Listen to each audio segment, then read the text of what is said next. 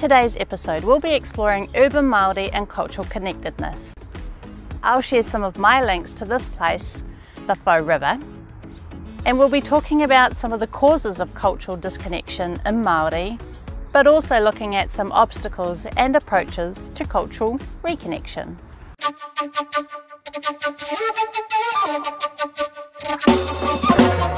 The Whau River is an estuary of Waitemata Harbour.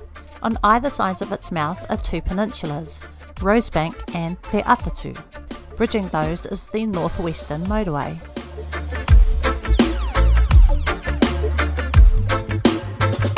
So the Whau River is named after the Whau tree. It's a short-lived but very fast-growing tree. It lives till maybe 10-15 years. It's quite a distinctive looking tree. It's got these beautiful great big leaves. On the underside, here you go, some spiky seed pods. And when it's in bloom, it has white flowers. It's also known as corkwood, and Māori would use the really lightweight wood for floats or buoys on their fishing nets.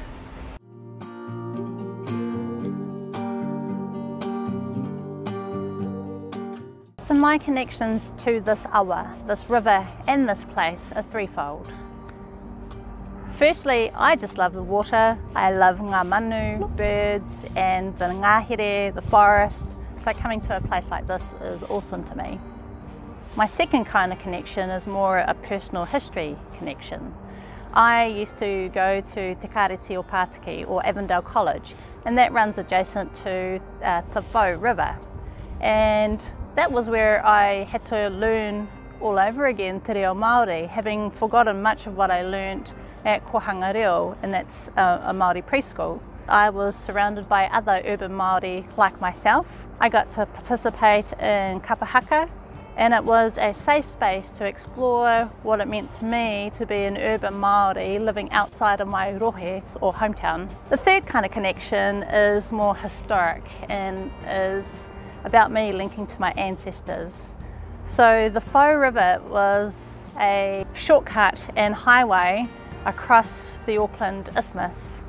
So many of our ancestors, when they travelled around the Auckland area in their waka or canoes, would sail up the Whau River and then carry their wakas across the land in what is now marked by Portage Road, and that leads down to what is now Green Bay and through to the Manukau Harbour. So it was the shortest distance in the Auckland Isthmus between our two harbours, and a great shortcut rather than circumnavigating the North Island to get to the Manukau Harbour.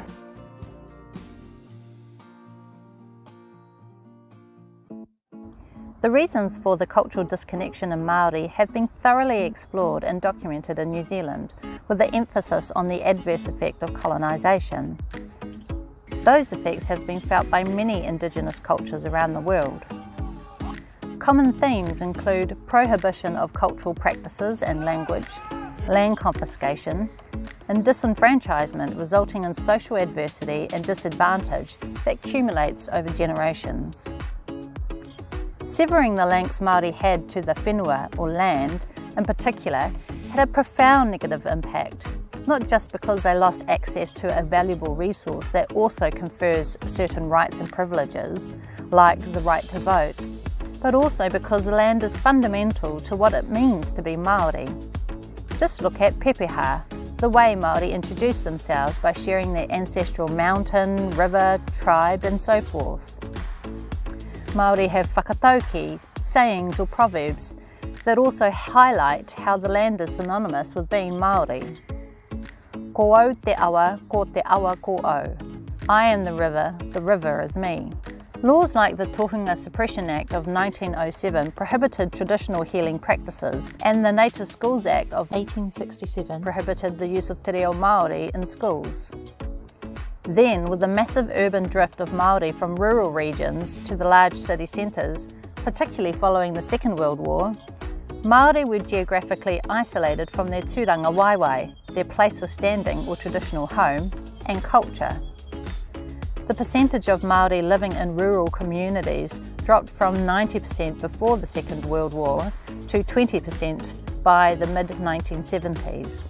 Now there are many urban Māori with little or no links back to their culture.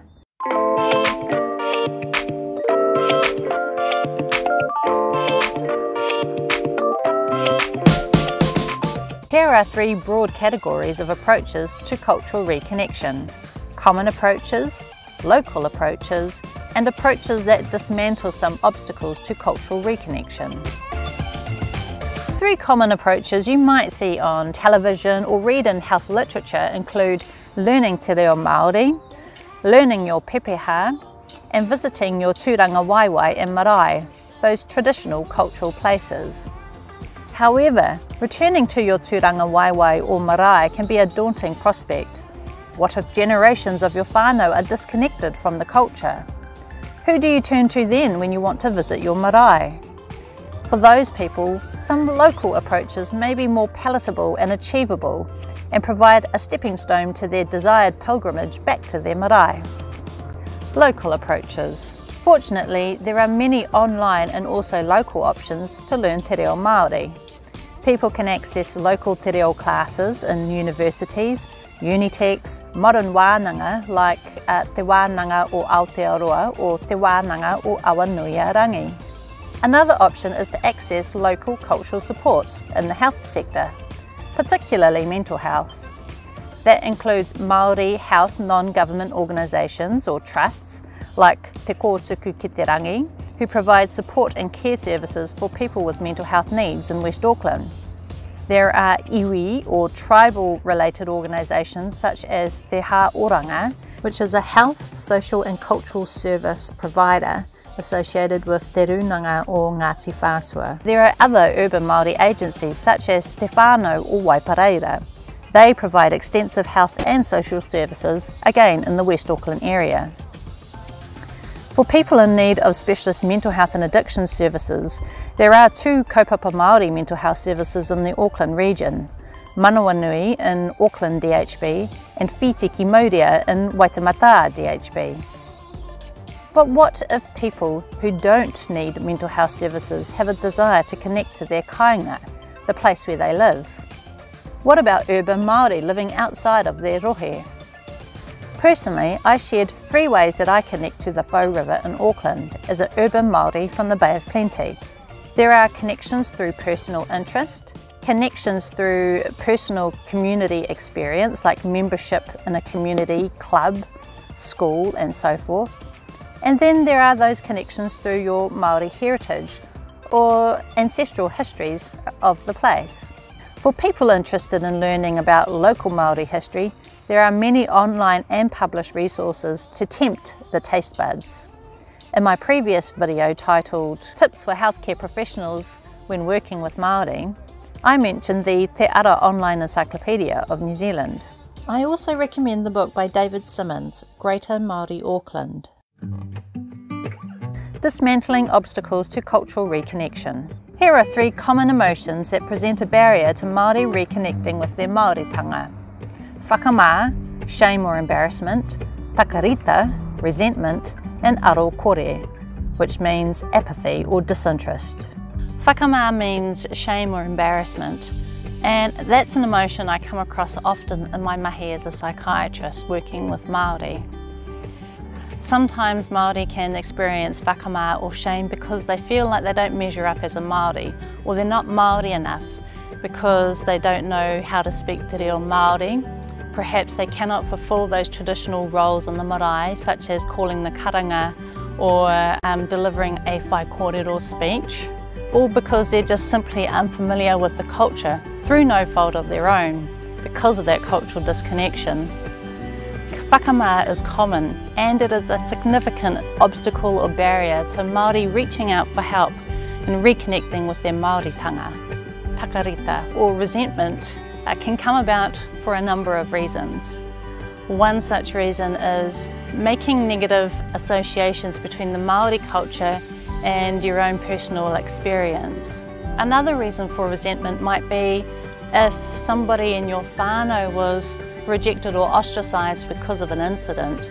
For instance, if your grandmother married outside of the culture and this was not accepted. Apathy can come about simply because people have never had the opportunity to learn more about their culture. It may simply not interest them, and perhaps the little that they do know about the culture don't really resonate with them.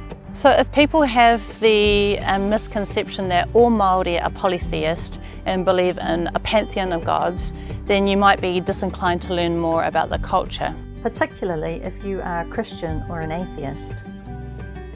The first method for dismantling obstacles to reconnecting culturally is to address aro kore, so that apathy or disinterest. The antonym or antidote to aro kore is aro ha.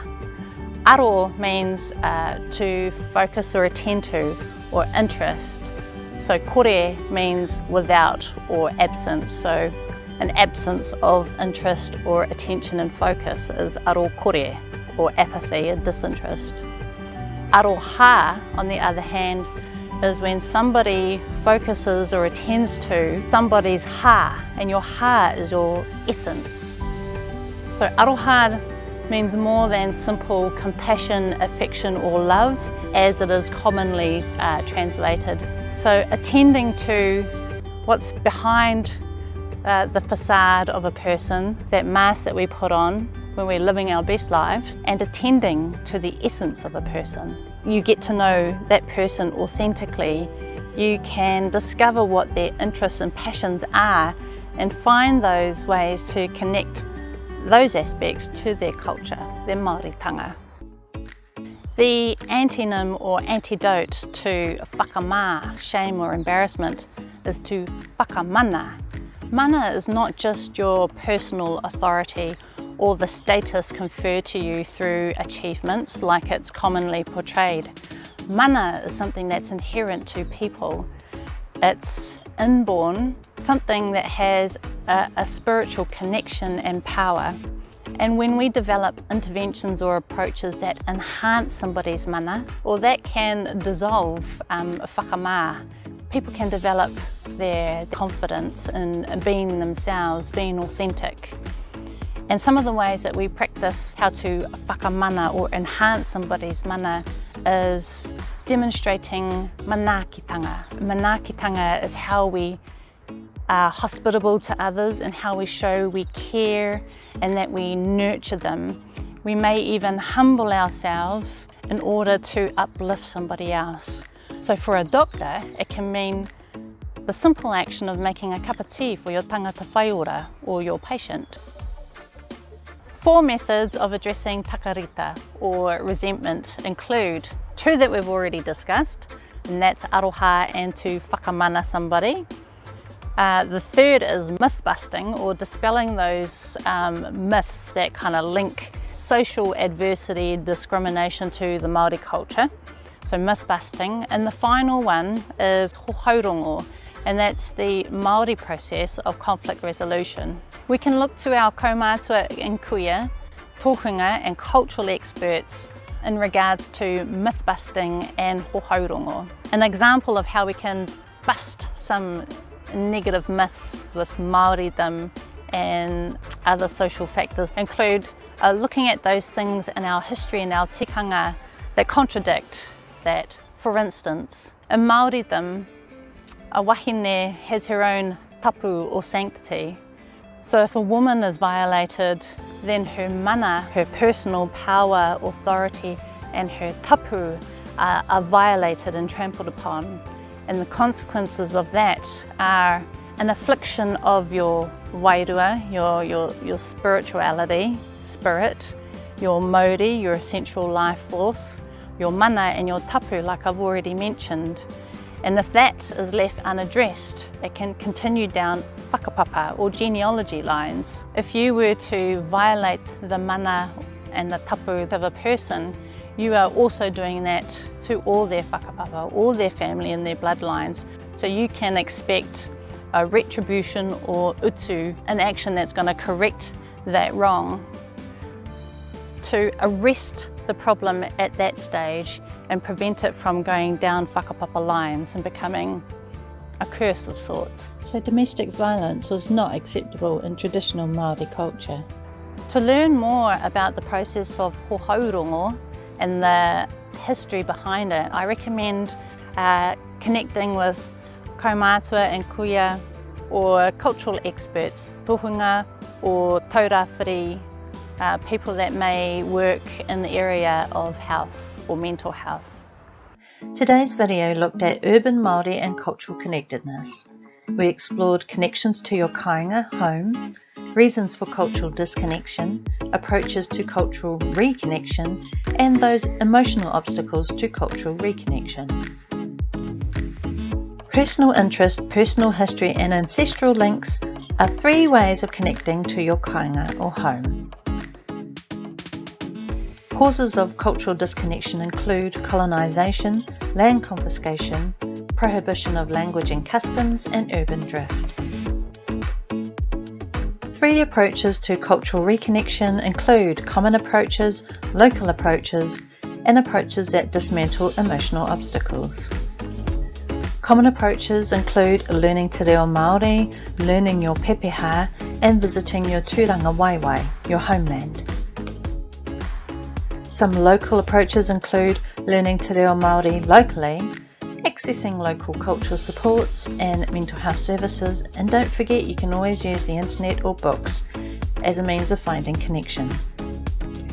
Emotional obstacles to cultural reconnection include 3 emotions: whakamā, shame or embarrassment, takarita, resentment, and arokore, apathy. Aroha, whakamana, myth-busting, and hohairongo are all strategies for dismantling emotional obstacles to cultural reconnection.